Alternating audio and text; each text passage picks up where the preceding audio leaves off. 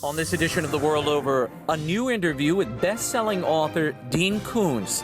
I recently sat down with the author at his home in Southern California. Then we traveled to Baltimore for the United States Conference of Catholic Bishops, Cardinal Timothy Dolan and Archbishop Joseph Kurtz, on what really happened at the Synod and the removal of Cardinal Raymond Burke. The World Over begins right now.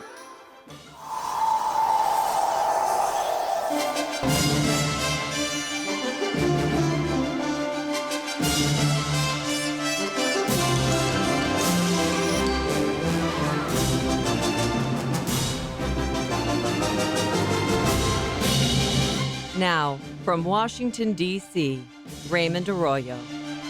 A warm welcome to all of you joining us in the United States and the world over. First, the author of over 70 books and countless short stories, Dean Koontz, has 14 #1 New York Times bestsellers, and he's one of the most sought-after and elusive authors in the world. His latest novel, The City, tells the story of Jonah Kirk, a musical prodigy, beginning to explore his own gifts when he crosses a group of extremely dangerous people with life-altering consequences. I sat down with him recently at his home in Southern California. Dean Koontz spends a lot of time here. In the lower part of his home, he even has his own theater where we conducted the interview. Dean, I want to start with this incredible house here, overlooking the ocean. And in a recent article in the Wall Street Journal, you said this house has doubled your productivity. You crank out 2 novels a year. Tell me, what is it about this place that allows that? Well, I think it's a number of things. One, I was raised in a 4-room house that was basically a shack with a tar paper roof. We were very poor, and I knew that I wanted something more out of life than that. And I've talked about my dad. He was a violent alcoholic. My mother was a sweet person, but overwhelmed by his personality, I think. And so I always thought, someday I'm going to have a place of peace, not just a nice house, but a place where everything is calm, everything is measured, and there isn't all of that craziness that there is in a house with a serious alcoholic. So this house became important to me that way, but it grew and grew and grew. I've seen that.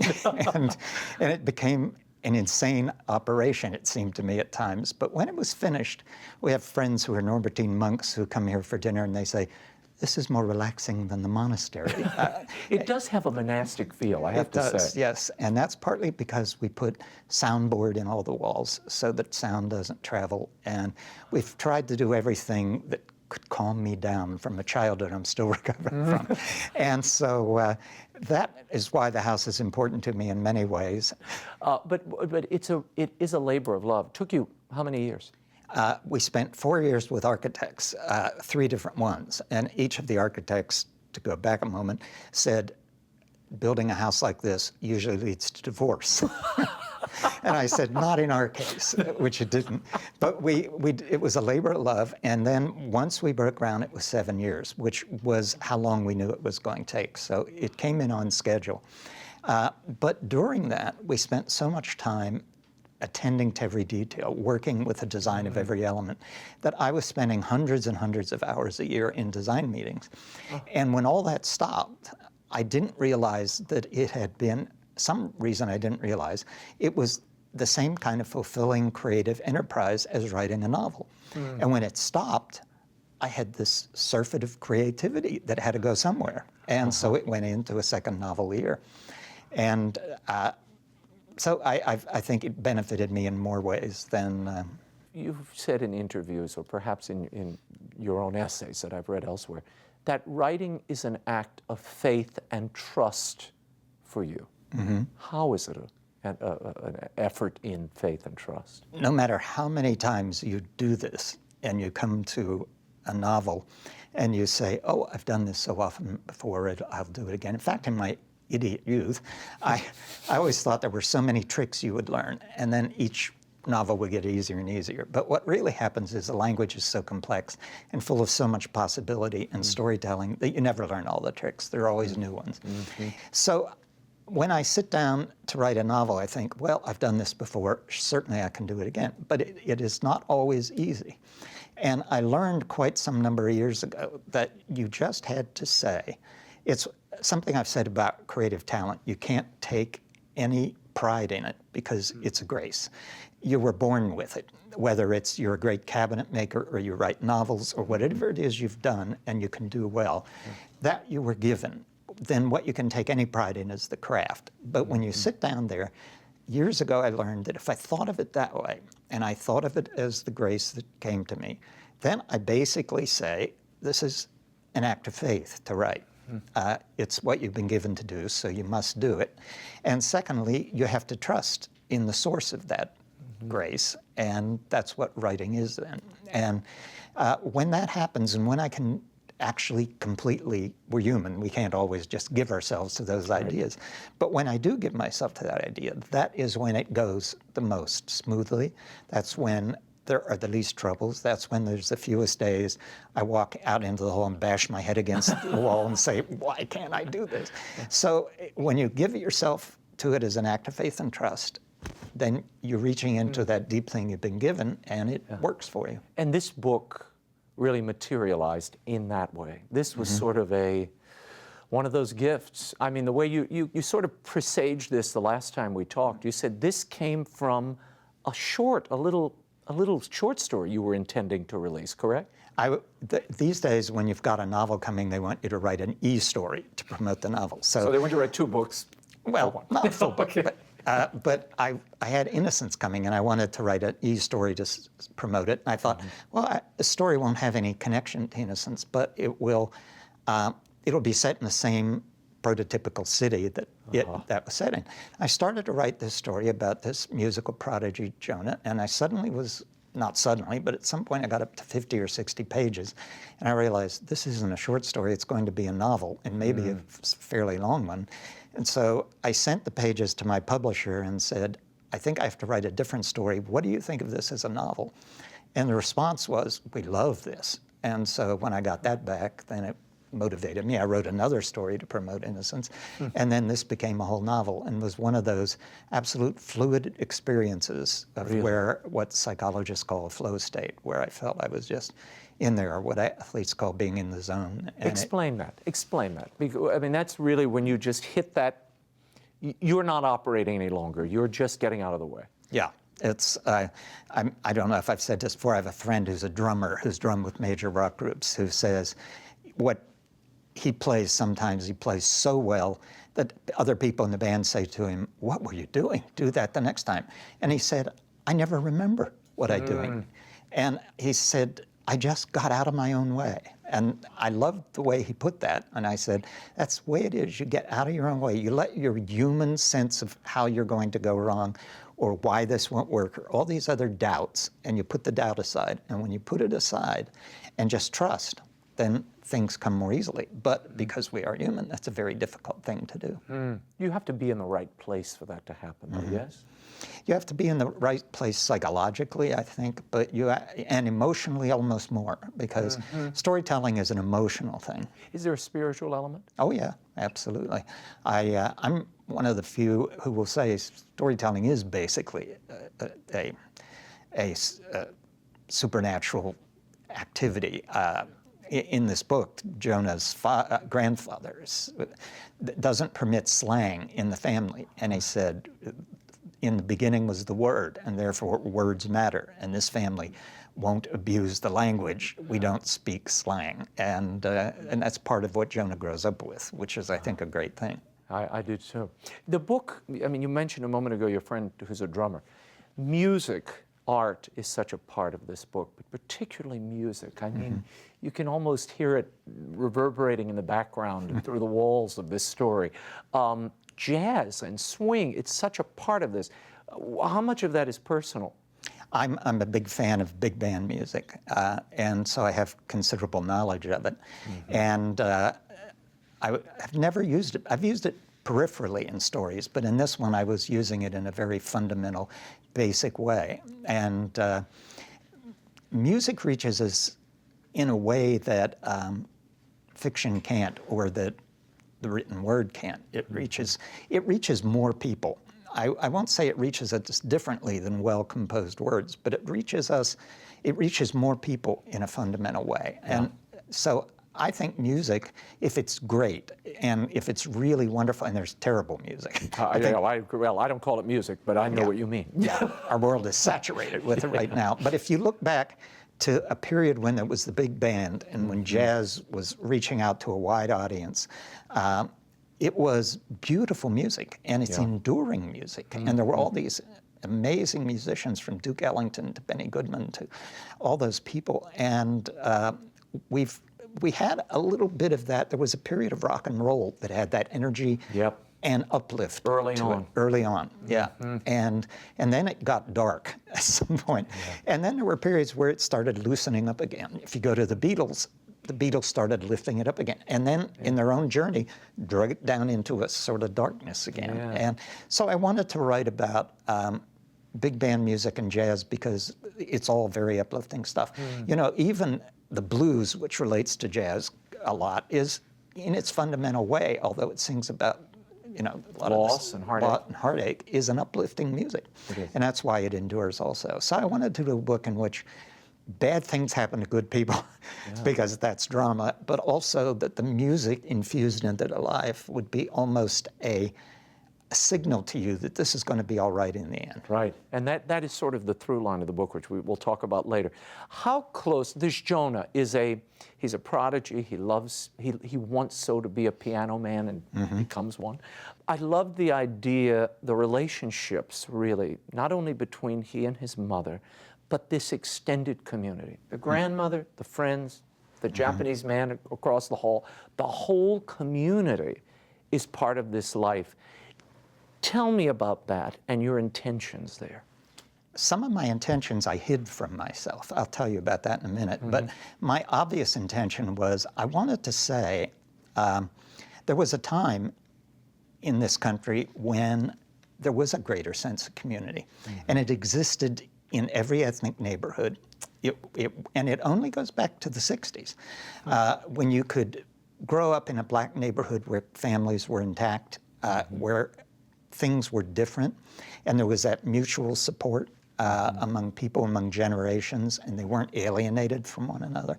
And I wanted to write about that because I don't think we see any of that. We don't see it in movies. No. I've had black readers write to me, and I actually had a couple when I did radio interviews who were black DJs and stuff. And they loved the fact that here was being presented something they don't see in movies. A number of them said to me, every black in a movie is either a victim or a criminal. And there is some degree of truth in that. So to write about a family that is largely intact, the father is a ne'er-do-well, but the grandparents, the mother, and all of the people around them, it's a sort of multicultural apartment building. And that was actually true in the 60s in the cities. And I wanted to show that, and I wanted that to be an integral part of this, that community comes from people relating to each other. It doesn't come from outside. It doesn't come from organizers of the community. It doesn't come from government. It comes from the community, its church. Their church plays a part in this family's life. But now I'll tell you the oddest thing about this book. I finished the novel, and it was a very emotional experience for me. You were weeping as you wrote it. As I wrote it at various times. And then this drummer I mentioned, he publishes my limited editions. He's got a very beautiful limited edition production company that he uses. And so he gets my manuscripts early. And he got this manuscript, and we got an email from him. And he said, I'm on page 20-something, and I had to get up and get a box of Kleenex. And then he said, I'm on page 40-something, the next email, I had to get a box of Kleenex. And then the third we got, I'm on page 61, I just went and got a bath towel. and it translates. I mean, your emotions really.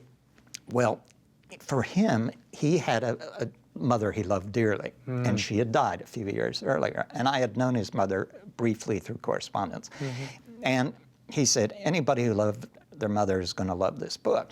And he's a rock and roller guy with purple and pink hair and everything else, but he's got a real human heart in him. And we talked about that, and even though we talked about all that, it got to the end, and my editor wanted one or two little things. And one of them was a new scene, and it was at first I thought, no, it's not a good idea. And then I thought, yes, it is. And Gerda, who had read the book, said, don't change a word. I love this book. And she's my toughest critic. So She's your first reader, too. First reader and toughest critic. Is that the only time she's ever said? It's perfect. Yeah, never before. Really?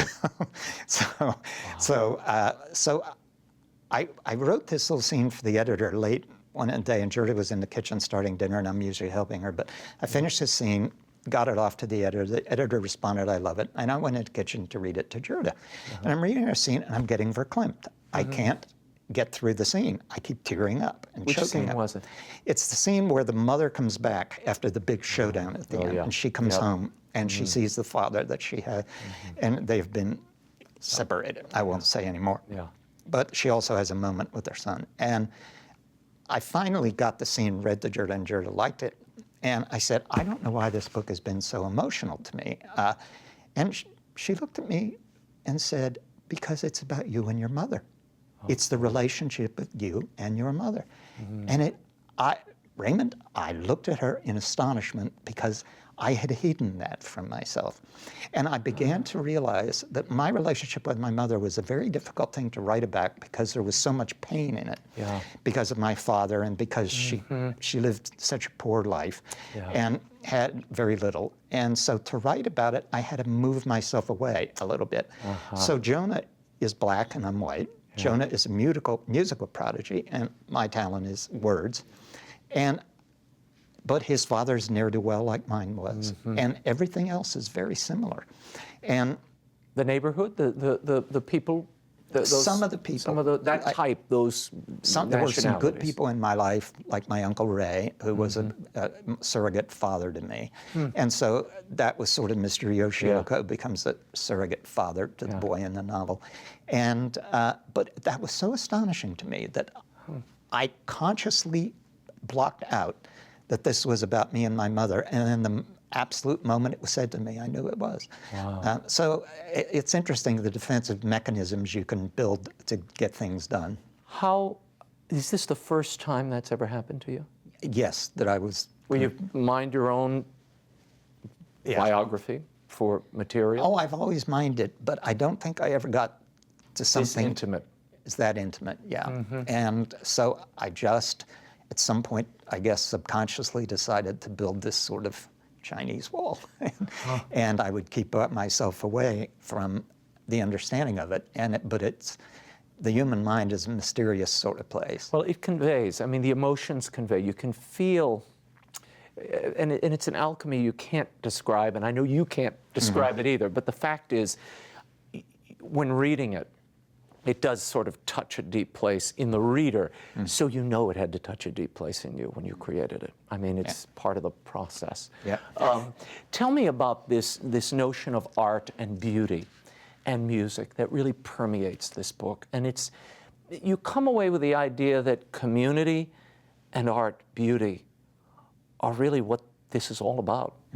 And this is part of God's creative mission for us all.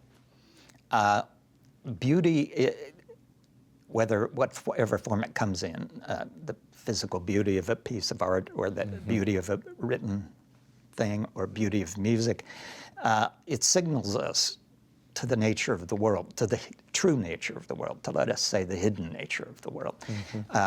That beauty is the essence of everything. You can, if you were to say that animals and the world and plants are all about propagating themselves, they don't need beauty to do that. It could be a machine world. Beauty is a layered on thing that is the first evidence of design. And I'm not the first to say that or the only to say it, but it is true. And this book wants you to see that and understand what that beauty means in the life of these characters. And their lives are just thoroughly covered in, or thoroughly shot through with beauty, with the music and the art and everything. And in the story, there is a girl who comes into the story who is the sister of this boy who becomes his best friend. And she opens to Jonah the world of art. I think that great art that really touches the soul, is art that opens you up to the mystery of the world and opens a window for you to see the mystery of the world. I'm sorry, but a Jackson Pollock painting is never going to do that, but a Vermeer will. And they see a Vermeer in this same scene. And every one of these paintings means something to this boy. And partly what I'm saying is this boy grew up in a not pretty place. He grew up in a tenement, and his family had music, and he had that beauty, and had the love of his mother, and he had that beauty. But when he's open to art and other things, he starts to see the beauty in the rest of the world around him. And that becomes very significant, because this boy is going to have to go through some real loss. And when he goes through that losses, he's going to need to rely on his sense of the beauty of the world. And so I lead him into that only to take him into darker places. Yeah, but there's a line later in the book that Miss Pearl, explain this Miss Pearl, who tells the boy, I am the city. I'm the soul of the city. The threads of you and your mother and grandfather, everybody runs through me. Explain this character. She is a bit mystifying. She shows up when Jonah, who is 8 years old and a piano prodigy, has an eidetic memory for music. If he hears a song, he can sit down and play it note for note. And there are real people like that. Elton John is one of them. But his father, because his father is a jealous, envious man, will not let him take lessons anywhere, even if they're free. And this woman shows up in the story and sits down beside him on the stoops of the tenement where he's dejected and says, what's wrong with you ducks? And she keeps calling him ducks and everything. And she's sort of a flamboyant personality. And she manages to get him a piano in a way that's very almost miraculous. And she keeps showing up in his life at key points. And one of those points, she says to him, every city has a soul, and it's based on the quality of the people living in it. And the soul of the city is spun up from all the threads of all the souls of all the people who lived in it and have lived in it and will live in it. And I am manifestation of the soul of the city. I am the city. And of course, he's not quite sure what to make of this, but at key points in his life, she does show up. Who she is a little different than that, which will surprise some people and probably infuriate some other people at the end of the novel. But she has a message for him, and the message is hope. That no matter what, she says at one point, no matter what goes wrong in your life, no matter what happens, in the long run, everything's going to be fine. Disaster piled on calamity, no matter what, everything will be okay in the long run. How central is that to the theme of this book? It's essentially the center of the book, because it certainly has proven true in my life, and I'm not even at the long run yet. You know, I'm in, I hope, the mid-run or the mid-long run, whatever it is. There you go. But yeah, I grew up not unlike the conditions he grew up in, except I didn't have the supportive grandparents and things like that. And my father was with us all those years, so it wasn't like he left as Jonah's father does. So the darkness was in the house. And however, I was always a positive kid. I was always an optimistic kid. Always could find something, no matter how bad things got, that was fun to do and that would distract me from what was going on in her home and my sadness over my mother's situation and all that. And so over time, although it's been stages, and there's always times you slide backward and things don't go well, that's the nature of the world. In the long run, it does do well if you just keep the attitude that it will. And if you, behind that attitude just isn't wishful thinking, behind that attitude is some substantive belief in things. Yeah, and there's a real strong sense of that belief here. I mean, you feel it in this book, the sweetness and the professed faith and belief of these people. And that's what holds them together, even though they hold different beliefs. You've got the Japanese man across the in a way that, and he has his own devotions. And I don't want to give away too much, but it's a very moving, true depiction of not only life at that time, but I think in pockets, life today. I think there are still places where it exists. Increasingly not, but it's still present. It's still present. I know it in my own life, and it's still out there. And one of the other things that was interesting in this book, a lot of people say, oh, everything's just going to hell in a handbasket. It's just awful and it's terrible. And then I went back, I lived through the 60s. I graduated high school in the 60s, married in the 60s, got out of college in the 60s. And so I thought I knew the 60s. And I went back to the 60s and I said, it was just like now. This was terrible. The world was coming apart, or it felt that way. Felt that way, yes. So it always feels that the world is coming apart. And you just have to say, okay, if it's coming apart, part of my job has to be to help put it back together. And if you look at the time between the 60s and now, there were people that helped put it back together. And it wasn't always sliding backward. And so this book tries to capture some of that. And say, art and music and literature is part of putting it together. Yes, it is. Was that your refuge as a kid, literature? Yes, I by the time I was 12, I'd read all the books in the library that were all right for children to read. And you weren't, at those days, you weren't allowed to go to the adult section until you were 16. And it's not as if, as I've said before, it wasn't as if there was all this corrupting literature in my small town library. But the librarian said, in your case, I'm going to make an exception, and you can go into the adult and read what you want, because you've read everything over here. And so I did, and books were my escape, but not just escape, because books showed me that my family was not typical, that there were other ways for people to live. And that was where I first began to understand that I didn't have to, when you're a kid and you're going through something like that, you think everybody lives this way, because you're not inside any family but your own.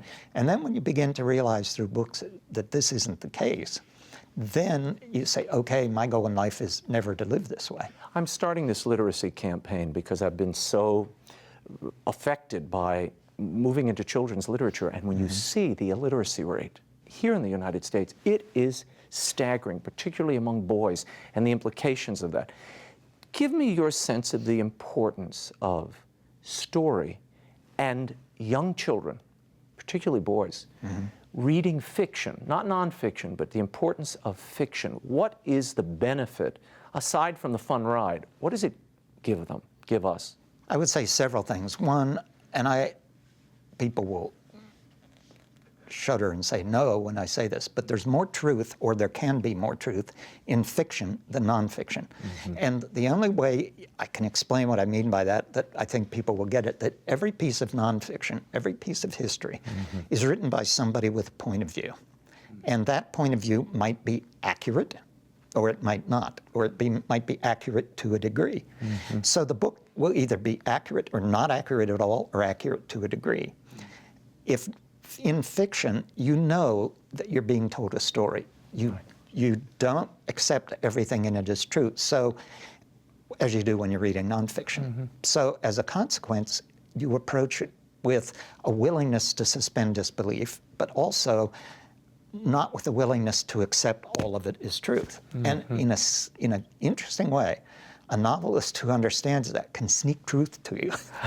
and those truths can shape your life. And that certainly is true of me as a child. They helped to start shaping my life in a different direction. And then there is also the thing about fiction that part of what I said is where you're lifted out of your environment and you see other environments. But you also begin to see, as I think nonfiction has a very difficult time of doing, because nonfiction, unless it's a memoir, is really never emotional. Histories are not emotional. And life is a very emotional experience. And in fiction, that emotion is part of what you bring to fiction as a novelist. And so you can show how other people live in a way that affects the reader intellectually, but also emotionally. And that emotional intellectual tie-up is extremely powerful. And that can help you understand other people's lives. Empathy. It gives you empathy, and all the studies show this. Without reading fiction, we can never put the skin or the mind of another person on. We don't know what it's like to walk in their shoes, and therefore, you do cut yourself off from so much of life. And you don't get it from movies. Movies do not go interior. You never know what a character's thinking unless there's a voiceover, which is very seldom done anymore. But movies are all about externals, but fiction is largely about internals. You have an exciting plot, and you have all that, but it's about what goes on within the lives of the characters, especially inside their heads. That is a fundamental part of fiction. The growth of your faith, I see that in the work, having read and been a connoisseur of the Koontz canon for a long time. You see the evolution, if you will, and there is a greater, and it's not anything obvious. It is it's almost happening between the lines. I always say that when I'm talking about your work. You can perceive it around the edges. Are you aware of that? Mm-hmm. Yeah. It was there for a long, long time. Mm-hmm. It just, the attitude, the sensibility, but as I go on, it gets, you can't keep writing the same thing over and over. The publishers want you to. Oh, yeah. It worked before, do it again. Yeah, do it 5 more times. So you have to reach and grow, and the way that it's been reaching and growing for me is to explore that in a different way. And I say it, so I never get on a soapbox.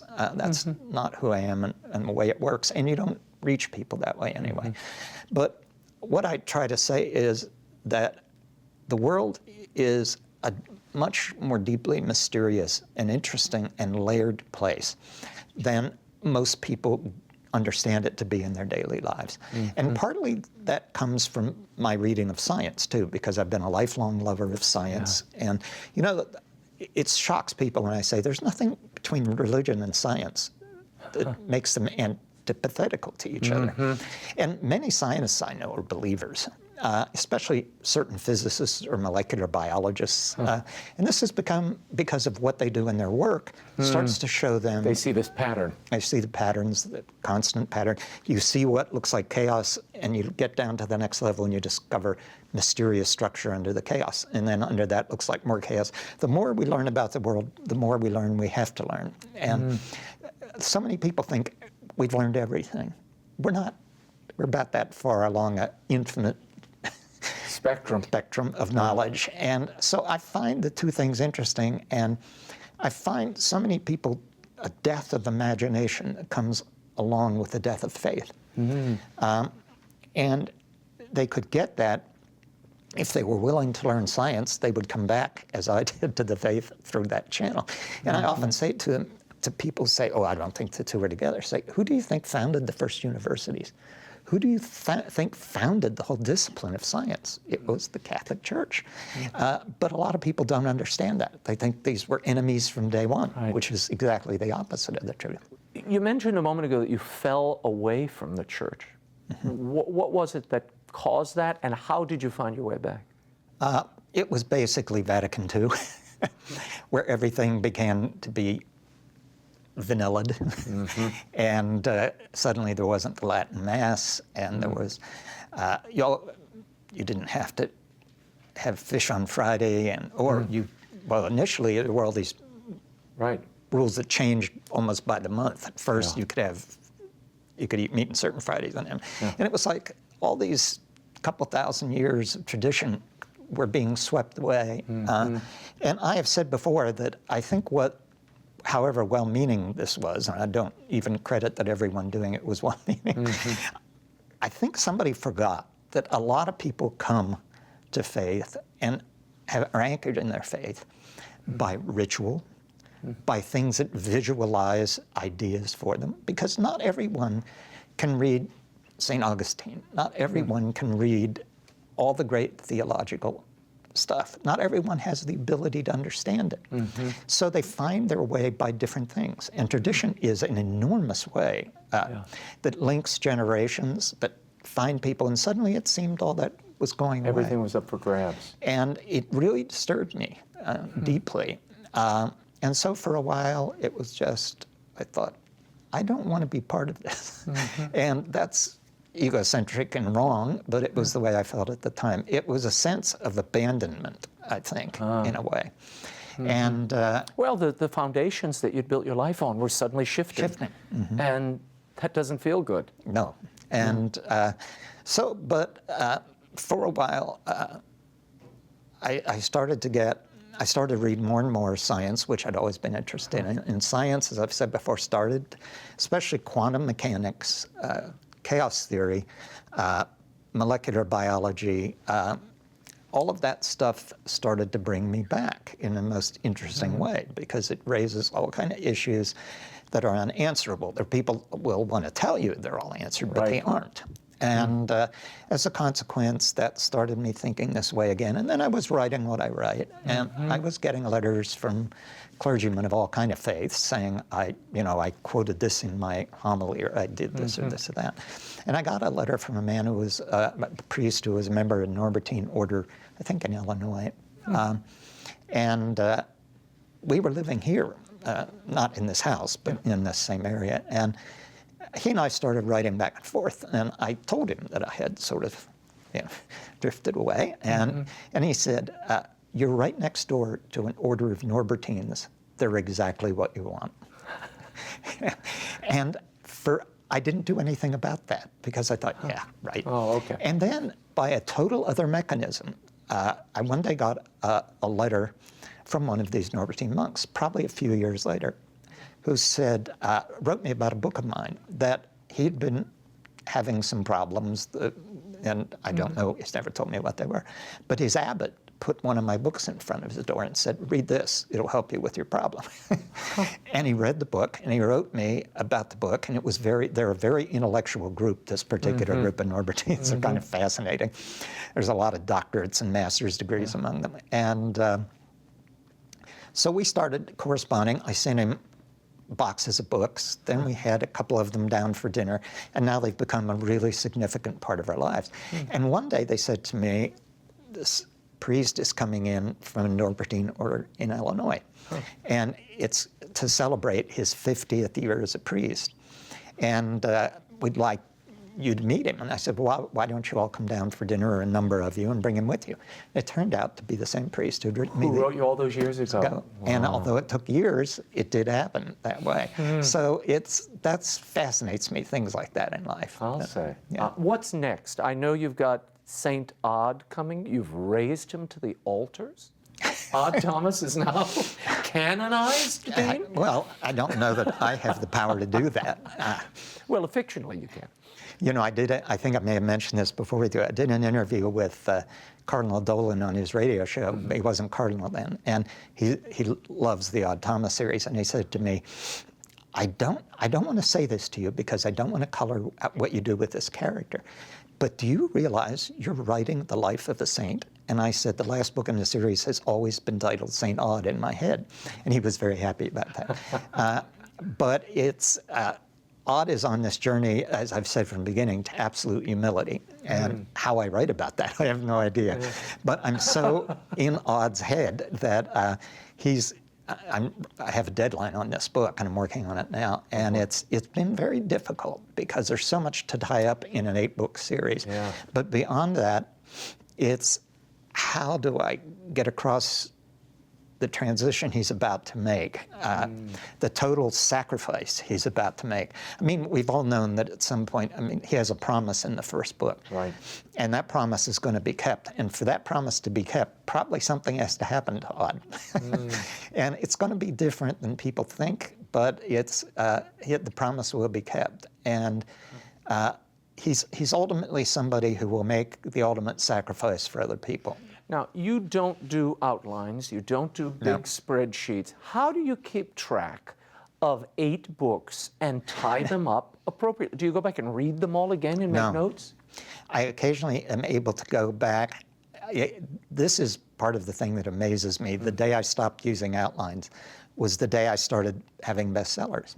And it's the day the books had an immediately deeper quality to them. And it's, I've written books that have 20-some characters in it, and you shift around story to story, but I hold it in my head. I don't do many notes or anything.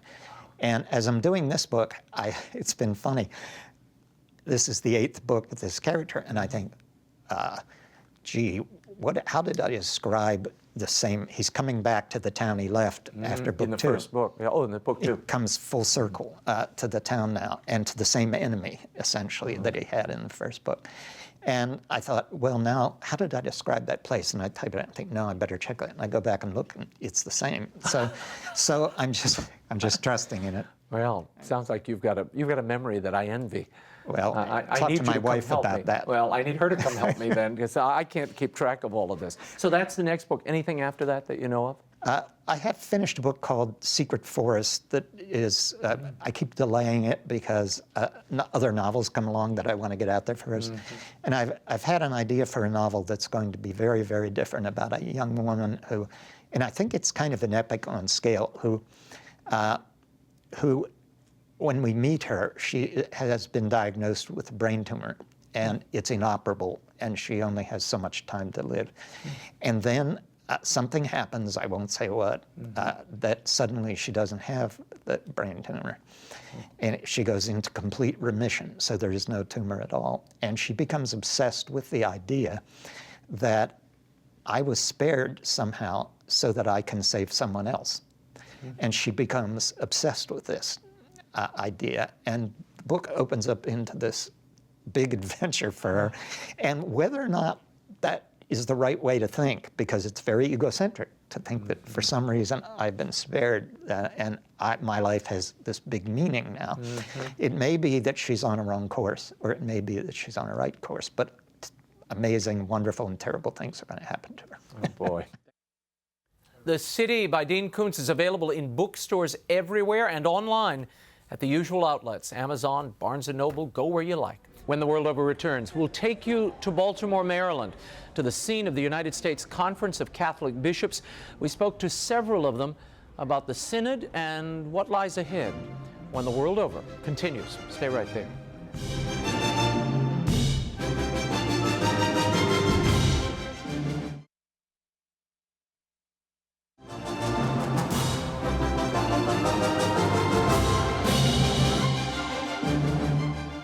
My observations on the Synod, the only thing I can figure out is that there must have been two synods, and that the four of us happen to be at the wrong one.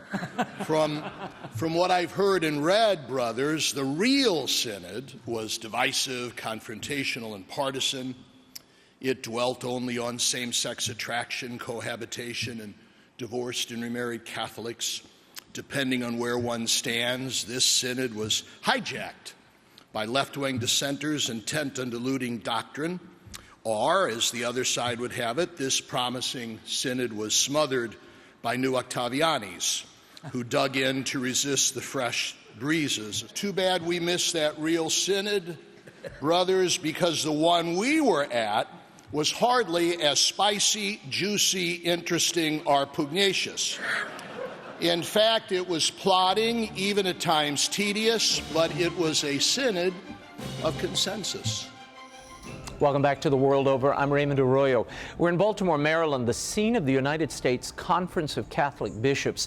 We used the occasion to talk to a number of bishops about their impressions of the Synod, or at least the first part of the Synod, what lies ahead, and the controversial removal of Cardinal Raymond Burke from his Vatican post. We talked to Cardinal Timothy Dolan, Archbishop Sal Cordileone, and Archbishop Joseph Kurtz, the president of the Bishops' Conference. Take a look. Tell me about the Synod. Your Eminence, you were How long you got, Ray? not too long. You were saying yesterday this was not the divisive partisan affair that people were selling it as. It drives me crazy. You know, unfortunately, in your business, as you well know, Ray, perception becomes reality. And I think was there some division? Was there some tough talking? You bet there was. Mm-hmm. Was there some disagreement? Yeah, and I'm glad. I mean, we've had that in the church since the Acts of the Apostles. But to caricature this as like this driven attempt to roll back church doctrine and to change the timeless truths of the faith, and that was just crazy. I mean, there was, what got me too is if you would think that the only three topics we talked about were same-sex attraction, cohabitation prior to marriage, and the admission of divorced and remarried Catholics back to the Holy Eucharist, and that was not it at all. Did those issues come up every once in a while? Sure, as you'd expect that they would. But this was pastors talking about how do we attract people to marriage? You know that. You know the stats, Raymond. You've reported on them. Only 51% of our young Catholics are even approaching the sacrament of marriage. That's a vocation crisis. That's what we were talking about. How to keep couples together because marriage is difficult. But the main thing that drove us, and this came from Pope Francis himself, how to restore the luster, the radiance, the beauty, the nobility of the Church's timeless teaching on marriage to a culture that is suffering because we're disobeying it. So the Synod was saying, you know what? The problem isn't church teaching. The problem is that the world has rejected it. And how can we be most credible in presenting this teaching to the world? Because they need it. Now what are we getting, Ray? Sociologists are telling us. These aren't believers. These are sociologists who say, you want to get people out of poverty? You need a mom and a dad and a united family, all right? You want to lower crime? You need a mom and a dad and a strong family. The sociologists are telling us, not theologians, and the Church is saying, we got the answer. How are we going to get it better out there? How did that midterm report happen? It was that midterm report that caused so much of the problems here. That was.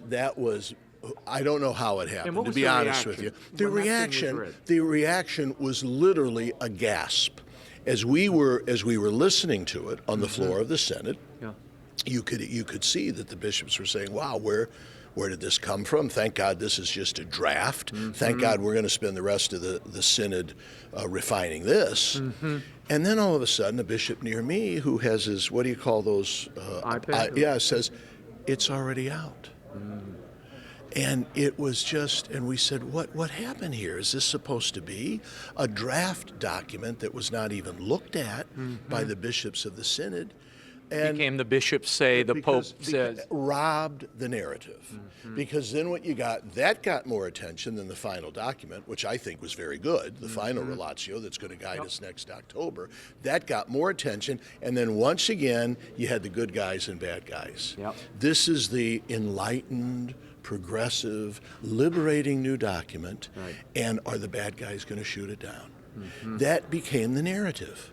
And I'm thinking, this is all they're going to be concerned about out there. They're not going to be concerned about the final impulse of the Synod. The perception in recent days is that, you just said it, you've got the good guys who are trying to extend and change church teaching, evolve church teaching, and you've got the bad guys. Now, that resistance was led by Cardinal Raymond Burke most vociferously.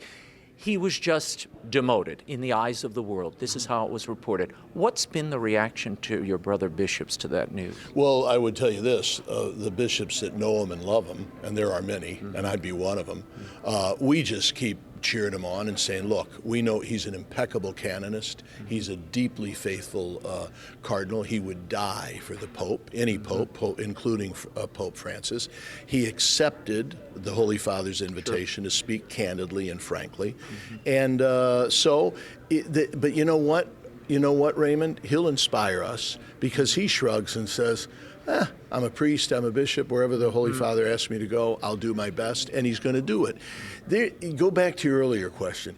You're right. Once again, there was an attempt to kind of have the two teams, the good guys and the bad guys. There were no bad guys at the Synod. Cardinal Burke wasn't a bad guy, and you know what? Neither was Cardinal Casper. He's a gentleman, too, who never doubted the validity of the Church's teaching, the timelessness of the Church's teaching, but simply said, what about some of the pastoral implications of that? He's not a bad guy either. I'd like to think we're all decent guys. I would hope so. And the love, what you know what really impressed me this time? That when you looked around, by the way, it's what's going on in our meeting now, you look around and you say, these guys are pastors, these guys are priests. So we got bishops standing up crying about broken marriages, what it does with the kids. You got pastors with tender pastoral hearts. That's what we need. Archbishop, give me your take on this synod. What are you hearing? There seems to be an awful lot of confusion out there about where the church is, what the church means to do with the synod process. I think a lot of the confusion is caused, at least to a good degree, by the way it's been reported. At least what we heard in our sessions about those who were at the synod. They have a very different perspective. They spoke about there's a lot more consensus and everyone was listened to. And so for those of us who weren't there, it's hard to know exactly. But I think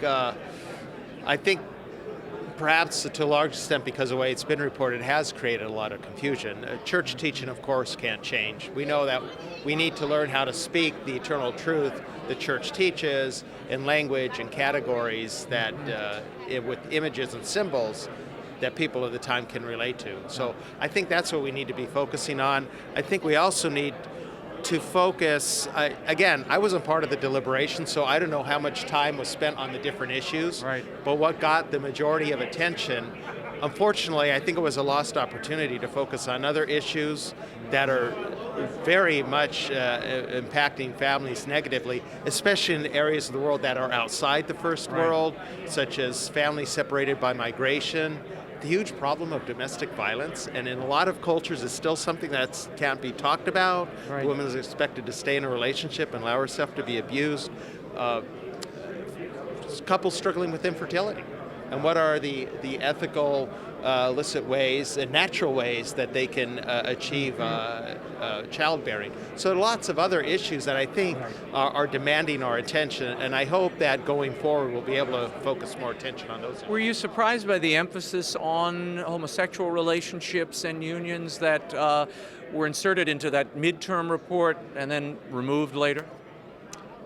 I must admit I was surprised it got so much attention because it's an issue that's sort of tangential to marriage, and it is one factor in families because we need to help families understand how do we love and embrace their family members who have a same-sex orientation and love them into the truth. I mean, that is one of many things families deal with, so I could understand it having been given some attention. What's next for the Synod? We have this document. What happens to it? Where does it go? Some are saying now a lay phase will begin and the laity's role will be important. What happens? I don't know exactly. All I know is we've been told that there will be another round of consultation on the local level based on this document. One of the bishops said that it would be very helpful if we get some kind of more specific guidance as to how they expect this consultation to be done, because the last time it was, as you may recall, it wasn't a survey type thing where you strongly agree, etc. The laity vote on Catholic doctrine. Yeah. It was more trying to get a sense of the pulse, and there were like essay answer type questions. Right. And we weren't told how to do it.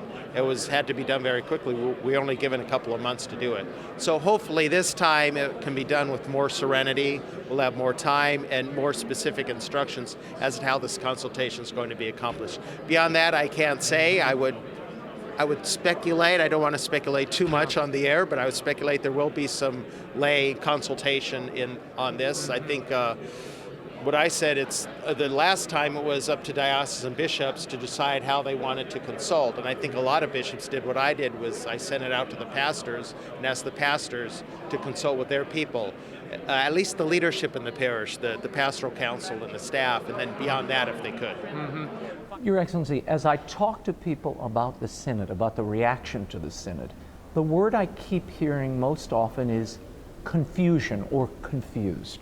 What do you say to those people, both priest and laity? Well, Raymond, let me say this. First of all, it's never too late to tell the truth. So the way I've explained it to people is the experience in the Synod Hall was a very concentrated experience. Remember, in 2 weeks, we did a tremendous amount of things. There were 12 working documents. Now, a working document, by definition, does not have a finality. Mm-hmm. There were the ones that I think were publicized as far as the relatios, and then there were the 10 small groups. I was one of the moderators in one of the English groups, and so have the most familiarity with that one. Mm-hmm. But really, anyone who wanted to say, well, I don't want to just read the final product of the Synod, I want to be a researcher, I want to read all things, they would need to read all 12 of the documents, and they're all public. Right. That's the good news. Now, having said that, when I was asked in Rome about it, I said, listen, my eyes are on that final document. That's the one that the Synod delegates are being asked to vote on, paragraph by paragraph. And you know now that our Holy Father released that relatio, including the actual vote that took place. Right. So people can look through and see which of the elements had the greatest consensus and which of those had what I would call weak consensus. They all had 50%.